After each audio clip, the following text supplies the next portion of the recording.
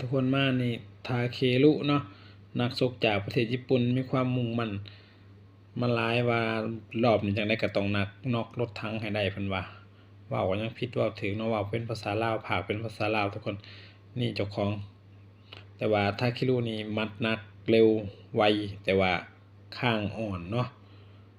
เพราะว่าตอนนั้นเจอกับนักชกจากประเทศพม่าก็ถือข้างน้อยเดียวก็ลงถามว่าเจอหมัดรถถังนี่สงสัยรับเลย นี่คือรถถังจิตเมืองนนท์นักชกจากประเทศไทยเนาะ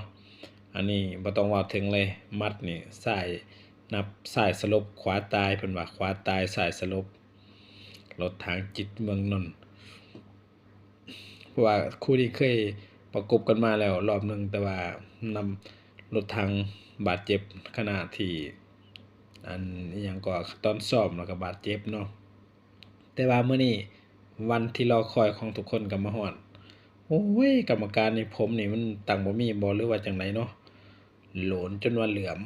โหลนเหลื่อมถ้าคิดรู้จักสูงกว่าหน่อยหนึงหรือว่าเป็นน้ำผมยาวบ่มาเบิ่งนำกันทุกคนถ้าคิรุตั้งใจว่าสิมานอกรถถังให้ได้มื้อนี้มาเบิ่งจักไผสินอกไผเนาะมาเบิ่งมาลุ้นนำกันกำลังเริ่มยกที่1เนาะอ้าวกติกาคิกบ็อกซิ่งรถถังนี่บ่ต้องเว้าถึงเรื่องอึดเรื่องทน ข้างนี่ยังไม่ค่อนหนา4หนา3ทุบก็ยันบ่ลงอยู่แต่ทาเครุนี่โ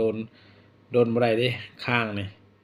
ถึกน้อยหนึงก็แม่นสลบเป็ดเพิ่นว่า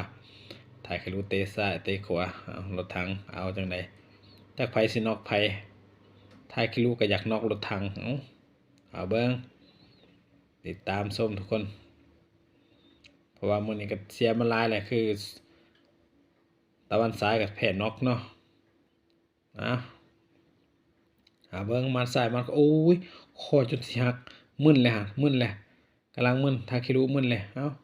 โอ้ยรถถังเสียหลักล้มเพิ่นว่าบ่มีหยังเสียหลักล้มซื่อๆระวังทาคิรุอย่าพลาดเด็ดขาดอย่าลองกับมัดรถถังเลยมัดซ้ายมัดขวาเบิ่งหนึงนี่คอจนสิหักเกือบลับกลางอากาศเอาจดจ้องๆยับเข้าไปเตะซ้ายเคาะแข้งขากันหน่อยหนึงนะเอายับเข้ารถถังสปีดบ่หรือเอาแน่ให้บ่เมาแล้วแน่เห็นบ่จากน็อกหมู่ตัวเองลงพี่เลี้ยงสั่งลูกเบิ่งพี่เลี้ยงเลยไหวบ่อยากหลับเลยไหวบ่ลุกบ่จบพี่น้องจบเกมโอ้ลุกแล้วบักหลาลุกบ่ได้จบแล้วบักหลาลุกบ่ได้ลุกก็บ่ทันแล้วบักหลาจบแล้วโอ้โฮจบไวมาไวไปไวพาไปทางใดเนาะเครื่องบินรอท่าอยู่ดอกรถถังอยากท่าเบิ่งว่าถ้าคิรุลุกมานับ8ลุกมาให้รถถังนำอีกคือสิคักอยากเบิ่งตอนน่ะกรรมการจับแพ้ก่อนเนาะโอ้ยอยากเบิ่งอยู่ว่ามื้อนั้นถ้าคิรุสิเป็นจังได๋โอ้ยมาปลอบใจกันถ้าคิรุซ้อมมา2เดือนกว่ามีความมุ่งมั่นว่าสิมานอกรถถังให้ได้แต่สุดท้ายกินมัดรถถังอิ่มเลยบอกแล้วว่าข้างอ่อนโดนหน่อยหนึ่งก็ลงโอ้ยมีหอมแก้มกันอีกจังไดล่ะบัดนี้มันแม่นอยู่บ่มันแม่นแนวอยู่บ่หอมแก้มกันภาพสโลโมชันถ้าเบิ่งมัดซ้ายลูกนี้เมาลูกมาบาดนี่คอจนสิหักโอ้จนเกือบตกเวทีทุกคนเกือบตกเวทีถ้าคิรุซ้อมมา2เดือนขึ้นมาต่อยบ่พอนาทีแพ้น็อกก็เป็นตางึดอยู่เนาะแบบนี้สิซ้อมไปหยังหลายแท้ซ้อมเอามือครึ่งก็ได้ล่ะบักหลาซ้อมเอามือครึ่งก็ได้คิดว่าคือสิดีกว่านี้โอ้บักหลาจะโดดได้เจ็บเด้เบ่งกล้ามสู้อีกเลยลงไปบักหลาลงไปยังปลอบใจกันอยู่จังได๋หอมแก้มกันอีกเลยมันแม่นแนวอยู่บ่นี่มันแม่นแนวอยู่บ่มันแม่นแนวของชายอยู่บ่ยิ้มได้เลยแขวปันแขวยักษ์เนาะแขวปลอมสอบมา2เดือนว่าจังได๋ก็